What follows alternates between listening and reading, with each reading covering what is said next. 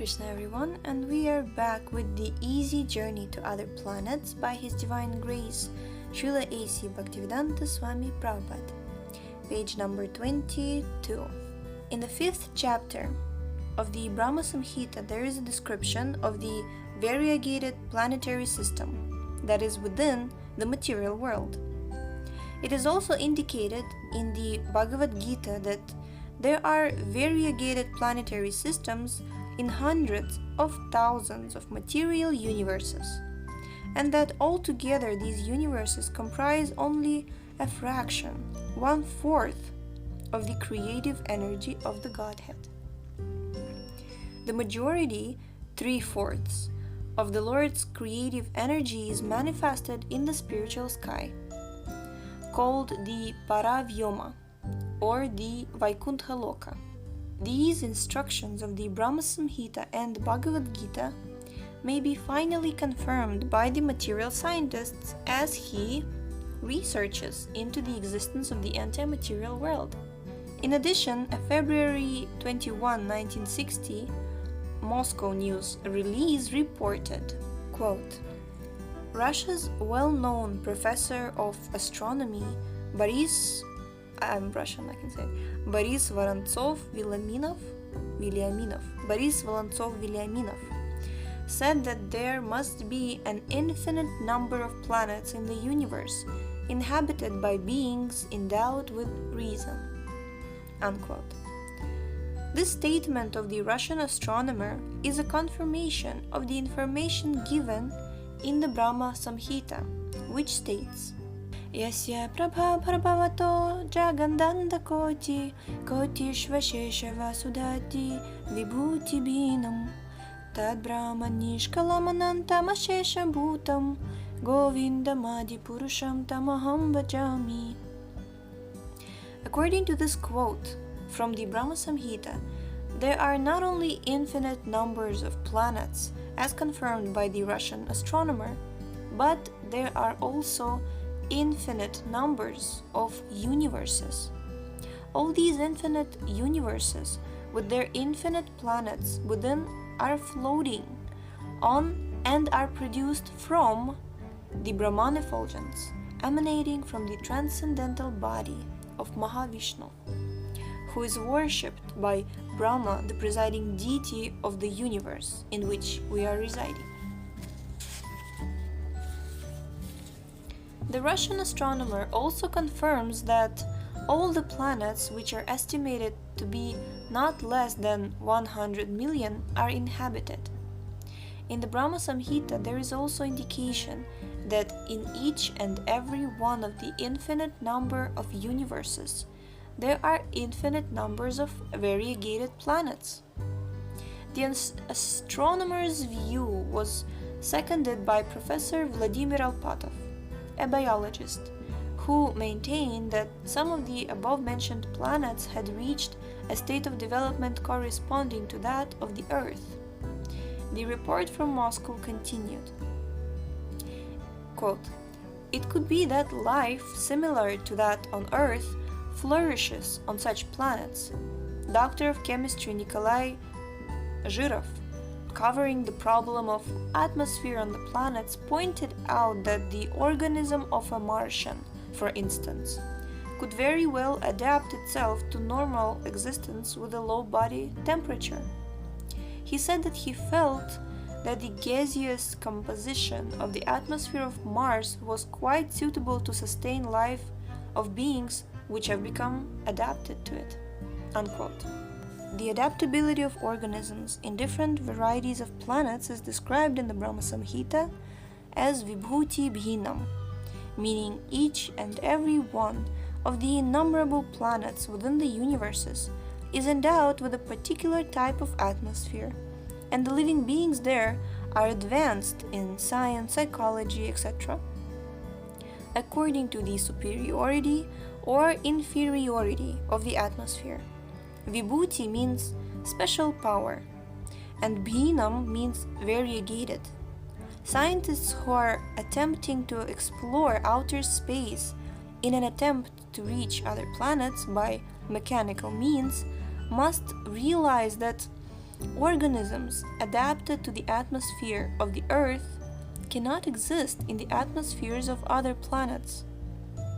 As such, man's attempt to reach the Moon, the Sun, or Mars will be completely futile because of the different atmospheres prevailing on those planets.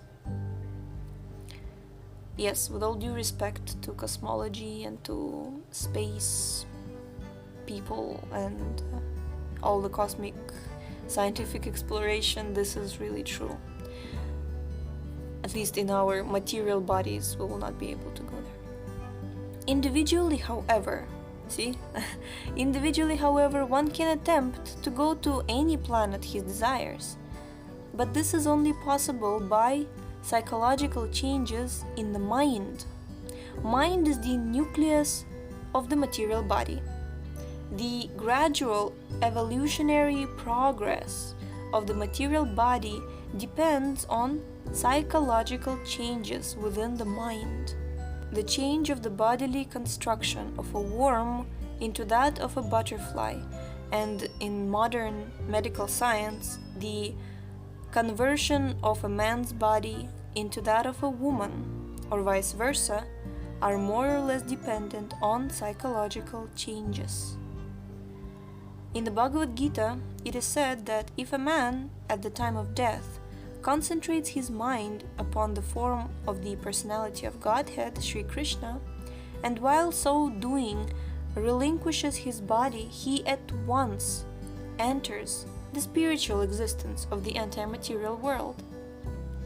This means that anyone who trains the mind to turn from matter to the spiritual form of the Godhead by performance of the prescribed rules of devotional service can easily attain the kingdom of God in the antimaterial sky. And of this there is no doubt. And in the same way, if one desires to enter into any other planet of the material sky, he can go there just after quitting the present body, meaning after death.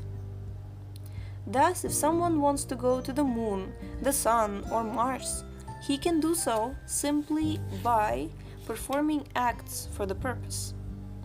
The Bhagavad Gita confirms this statement in the following words.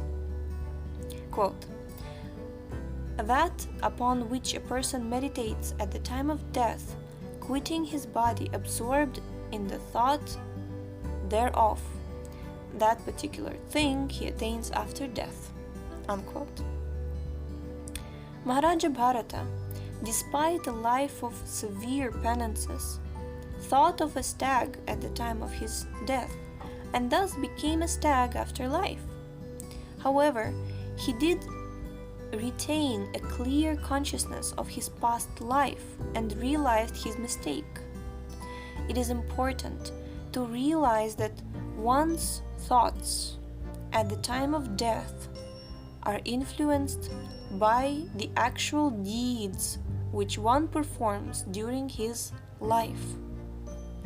In the Srimad Bhagavatam, 3rd Canto, chapter 32, the process of entering the moon is described as follows.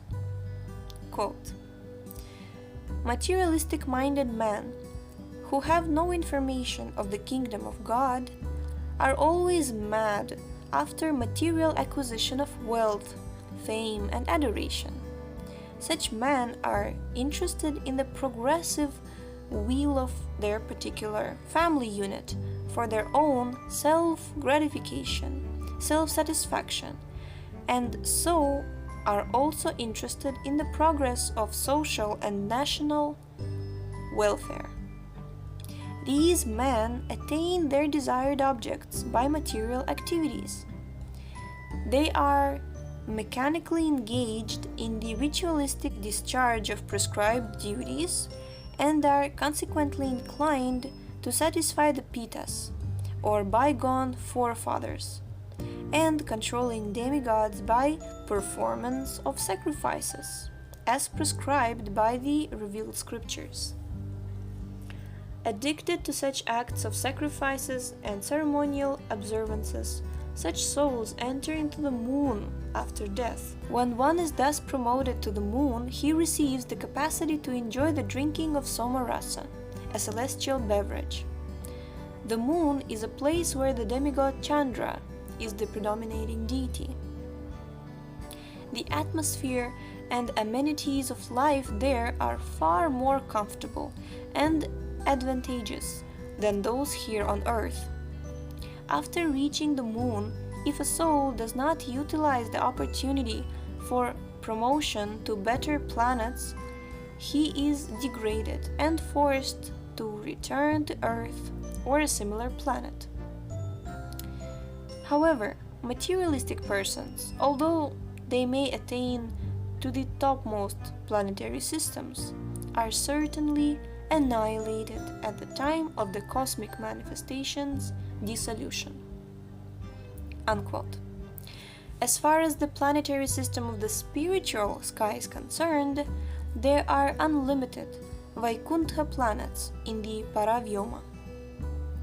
Vaikunthas are spiritual planets which are manifestations of the internal potency of the Lord, and the ratio of these planets to the material planets, external energy, in the material sky is 3:1.